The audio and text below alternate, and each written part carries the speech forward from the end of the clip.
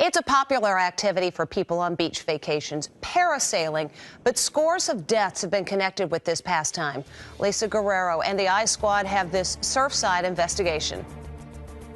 What I'm about to do may not be the smartest thing I've ever done. Are you going to give me directions or tell me what to do? Just relax, enjoy your flight. That's it. No directions? Well, I don't know if this is a good idea. Parasailing is supposed to be a fun vacation activity. A giant parachute lifts you hundreds of feet in the air as you take in beautiful views. But this largely unregulated sport can be dangerous. Watch these women in a tandem harness make a crash landing on a dock. And a gust of wind blows this 7-year-old boy right into a building. Not only did he hit himself once with the initial impact, he just hit again. And then he started just dangling there. His parents feared the worst.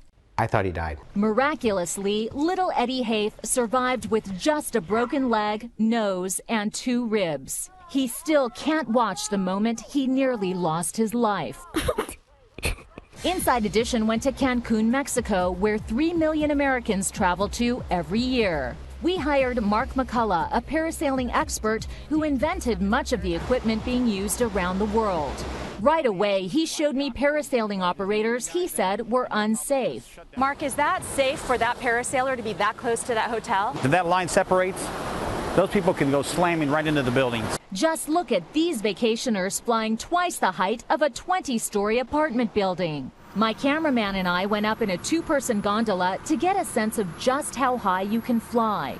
We're 600 feet above the water right now, which is the highest distance you can safely parasail because you can still communicate with the boat below. However, a lot of the operations around here are flying twice as high as we are, and that's where things can become really dangerous. Here along Cancun's ritziest beach, I paid this man $50 to parasail. He assured me I'd be safe. But I was sent soaring more than 1,000 feet in the air. From the shore, I looked like a tiny dot.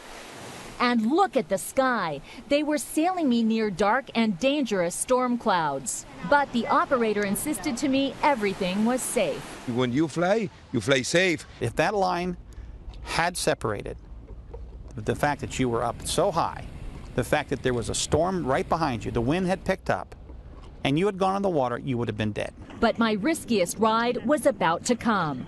Look at this. The harness was way too big. The leg straps that were supposed to fit around my thighs were hanging below my knees. I could definitely flip right forward. There's nothing holding me in. There's no buckle or anything holding me into this harness. And once again, I'm flown right in front of dark, ominous storm clouds. Wow, and here comes the wind from the storm. Here comes the wind. Now, watch this. As the captain starts pulling me in from hundreds of feet in the air, suddenly this happened. Analyzing the tape later, McCullough believes strands of the thick rope snapped and actually came apart. Visually, I could see it. I could hear it. They should have stopped the ride right then and there, gone back and taken that rope and changed it. Of all the things I've seen in my 40-year career, was probably the most frightening. I'm Lisa Guerrero with Inside Edition. Are you guys running a safe operation here? Yes, very safe. Don't you think you should give me a harness that fits? That's your size. I hope not. The rope that took me that way, the one single rope, a strand broke on camera. I haven't seen that. So while parasailing can be great fun on vacation, remember what happened to little Eddie. Only 2 states, New Jersey and Virginia, regulate parasailing.